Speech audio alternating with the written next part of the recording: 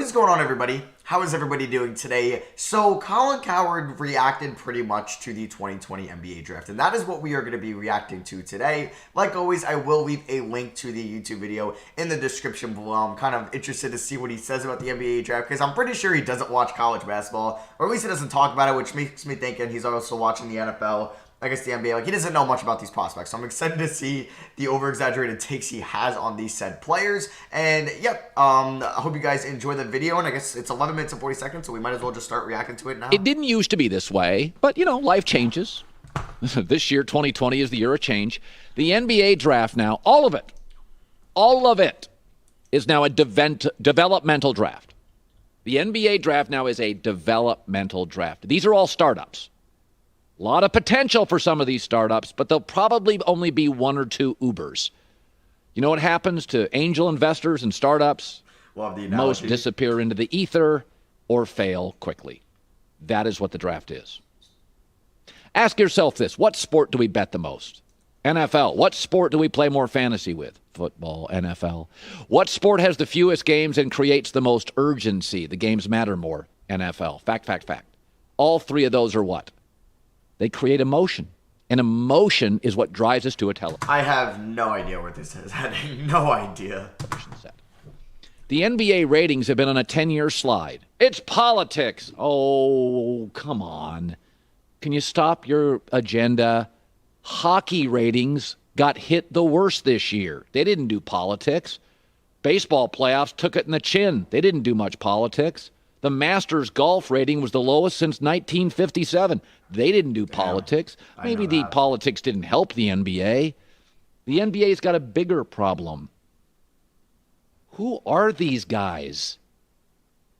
Okay, I'm going to let him explain, but also with no March Madness, no conference tournaments, that's why it was a weird draft, because we haven't heard of these players' names since March. That was 8 months ago. So I'm not surprised that the typical casual NBA fan won't know who Alexis Pokusevski, even though he was overseas, or Josh Green, or Zeke Naji, or Sadiq Bey are. That makes sense. It's just what happened this year.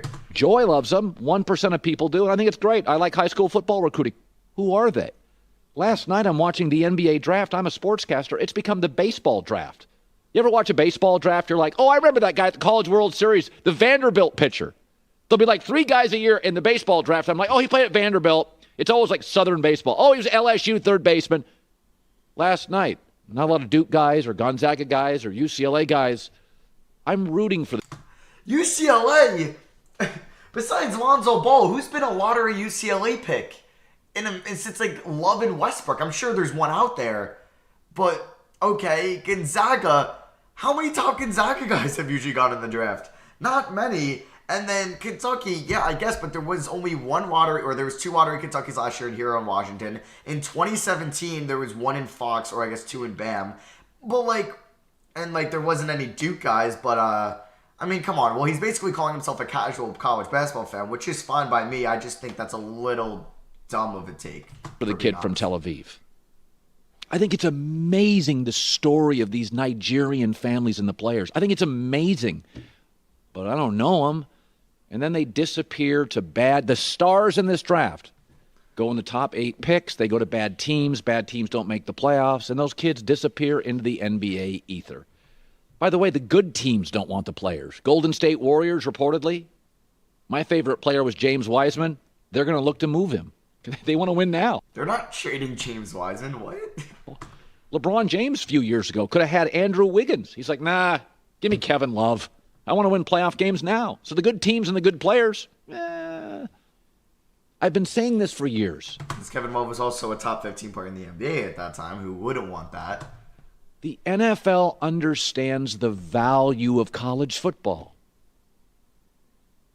The NBA rolls its eyes at college basketball. The only reason I knew Zion outside of some internet photos and videos because of Duke. I learned his personality, and I loved him. I saw his smile. I saw him break through shoes. I loved Zion. This is so dumb.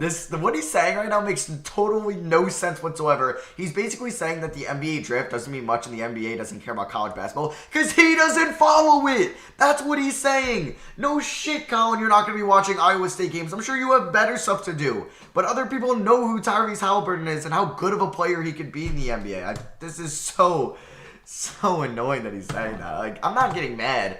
I just feel like this is very, like, ignorant of him to say. When he clearly doesn't know these guys, but he's, like, generalizing this as everybody doesn't know who these guys are. Like, he said the 1% of people do?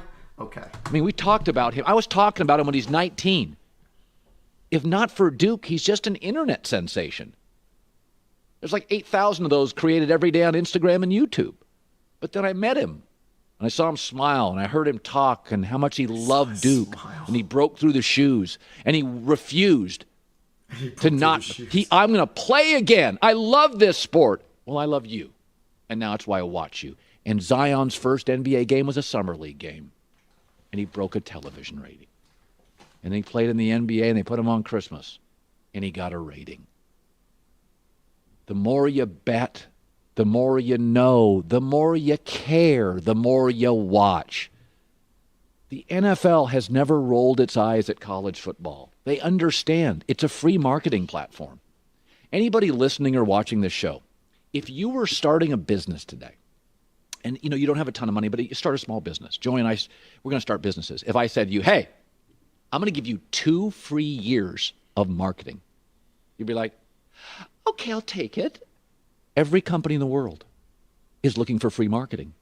That's what college basketball is. You don't even pay for it. That's what college football is. We have demonized college basketball. It's the only reason I know who Zion is. I'm not asking the kids to stay there for 4 years, 3, 2. But 1 isn't the end of the world. By the way, the top of the NFL draft last year, here's where the players came from.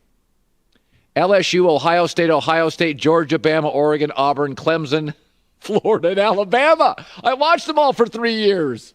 I'm rooting for him. I'm rooting against him. I've got to. Like, I get his point. I like that's coming back to the one and done thing. Like, obviously, you're more invested into these players. You've seen them multiple years. I do agree with that. But also in this NBA draft, there wasn't a lot of freshmen, I guess. Well, I mean, if you're looking at it, Patrick Williams wasn't a freshman, correct? Tyrese Halliburton, lottery pick, wasn't a freshman. Was Devin Vassell a freshman? I forget. I mean, there was a lot of freshmen. I get his point. I'm not going to disagree with that. Like, I get that, and I think that is really cool. I think the stature of the school shouldn't matter. If you're good, you're good. Who cares what school you go to? I think that just pertains to, like, the casual audience. But I do get his point that you could watch these players play for a couple of years, and then it's cool seeing them go to the NFL. Just rather 1 year. I do agree with that. Emotional connection. Everybody's got their agenda with politics. And nobody's watching the NBA because of politics. The NBA's been on a 9 to 10 year slide. There was no Black Lives Matter 10 years ago, 9 years ago, 8 years ago, 7 years ago, 6 years ago, 5 years ago, 4 years ago, 3 years ago, 2 years ago. And the ratings were going down. I'm not blaming the ratings were going down that much. I swore that, like, the Warriors Cavs Game 7 was, like, one of the best watched games ever. Kids, stop I don't know. I would have to look up the ratings. Demonizing college basketball. It's a free platform. Go for a year. Meet kids you'd never meet otherwise. Or go to the G League. Yuck. Nothing against it, but if LeBron James would have gone to Carolina for 1 year, I bet you today, and he's been the empowerment player in our league, I bet you today he would have the coolest memories of North Carolina. Zion will never be able to duplicate Duke. He may bounce around the NBA. LeBron's been on a bunch of teams.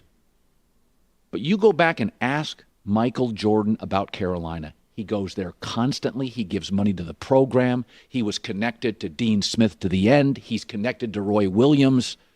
I'm not saying you have to stay there forever, but this idea that college basketball is just bad for the NBA is nonsense.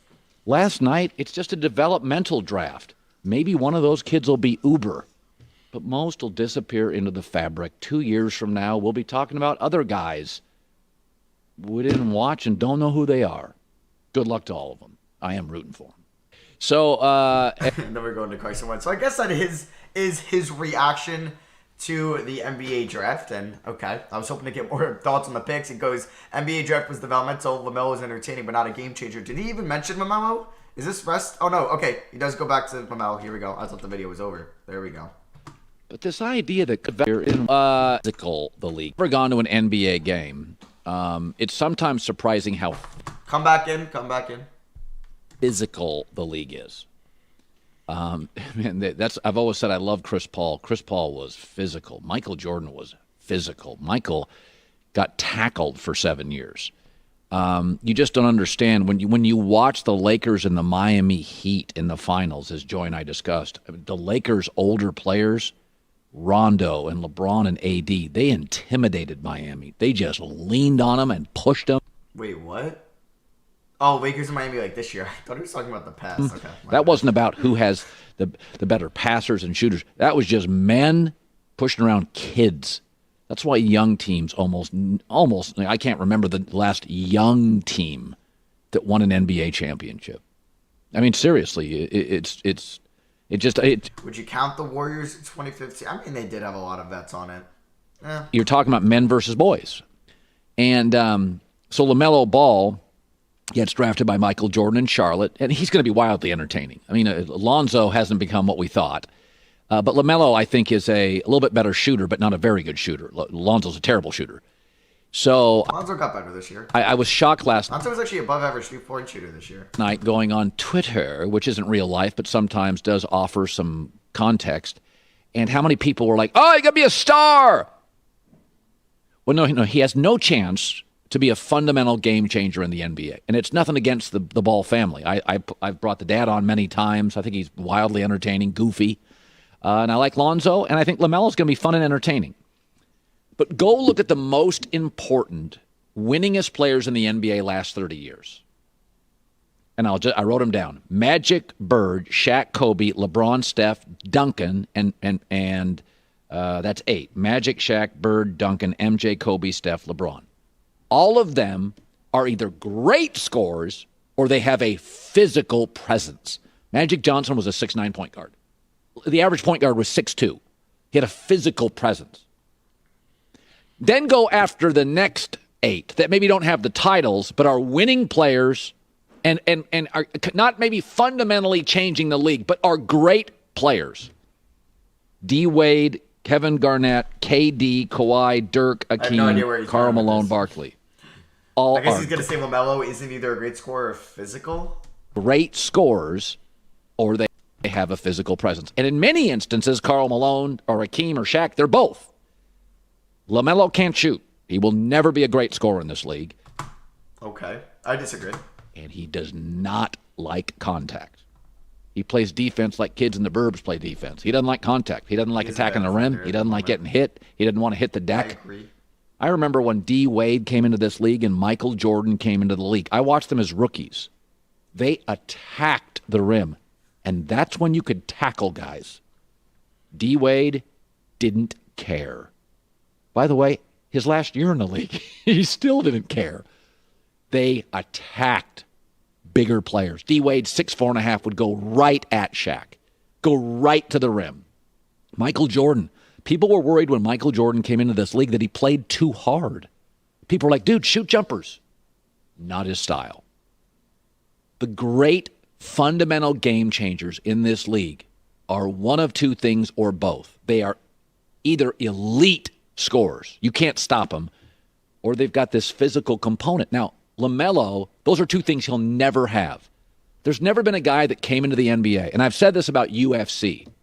By 9 years old, it will be established, at 9 years old, whether you're the kind of guy that will go into an octagon and get hit in the face or not. Not a lot of. All right, so I just finished it up, and he's basically just saying, yeah, like how LaMelo will be a good scorer in the NBA, and then just kind of going on the history. So he pretty much just shit on this draft for the last 10 minutes. I disagreed with what he said because I think he just doesn't watch college basketball. That's why he doesn't know what these are, or some of these players are. And I do agree with him with I think it is a lot more. it's like you can notice and grow with the players that go to college that are in the NFL, that go to college football for 3 to 4 years in the NBA. That's just like one and done. I get that reasoning. Like I see where he's coming from on that. But yeah, that is good for me. Let me know what you guys think. If you want to comment down below your thoughts, drop a like if you guys did enjoy the video. I think the next upload will be a Madden rebuild, unless it's unless there's a big free agency signing today, because then I'll give you my free agency reaction there. But yeah, thank you for watching. Love you guys. Catch you guys in the next one. Peace.